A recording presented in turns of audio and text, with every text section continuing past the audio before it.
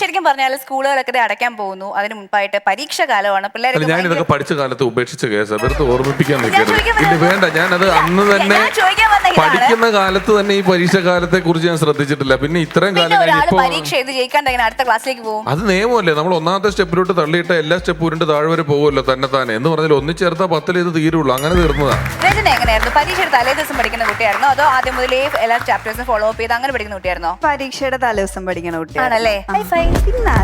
എന്തിനായാലും മുമ്പൊക്കെ ഞാൻ അങ്ങനെയല്ല, ഞാൻ കാര്യമായിട്ട് പഠിക്കാറേ ഇല്ലാത്തൊരു മനുഷ്യനാണ്. അപ്പൊ ഞാൻ എനിക്ക് ചില ഭാഗ്യങ്ങൾ ഉണ്ടാവാറുണ്ട്. ഞാൻ ആകെ 4 ഉത്തരങ്ങളൊക്കെ പഠിക്കുള്ളൂ, ആ 4 തന്നെ പരീക്ഷയ്ക്ക് വരും. ശരിക്കും അങ്ങനെ ഒരു വലിയ ഭാഗ്യമുള്ള ആളാണ്. പിന്നെ എനിക്ക് ക്ലാസ്സിൽ ഇരിക്കുമ്പോ കേട്ട ഓർമ്മയുണ്ടാവും, പിന്നെ ഭാവനയുണ്ട്. ജസ്റ്റ് ഒന്ന് തുടക്കം കിട്ടിയ 1-ാം ലോക മഹായുദ്ധത്തിന്റെ കാരണം ഫലം എന്നൊക്കെ പറഞ്ഞ് ഞാൻ ഒരെണ്ണം എഴുതി അങ്ങ് ഉണ്ടാക്കും. അത് ടീച്ചറിന് പോലും പുസ്തകത്തിലുള്ളതിനേക്കാളും ശരി ഇവൻ എഴുതിയതാണല്ലോ, ഇതാണെന്ന് സംശയം തോന്നുന്ന രീതിയിൽ എഴുതും. അങ്ങനത്തെ പരിപാടികൾ. കോപ്പി അടിച്ചിട്ടില്ല.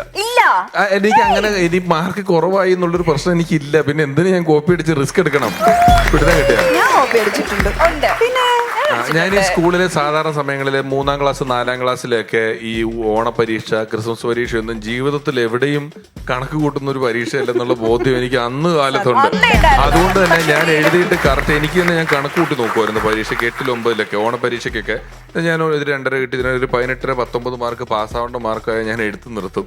എന്തിനാ വെറുതെ 5 വർഷം MBBS പഠിച്ചിട്ട് അത് കഴിഞ്ഞിട്ട് വിദേശത്തേക്ക് പോകാൻ 2 വർഷം വേറെ ഏതോ ഒരു കോഴ്സും പഠിച്ച് എൻ്റെ ഒരു കൂട്ടുകാരൻ ഇപ്പൊ DJയാ.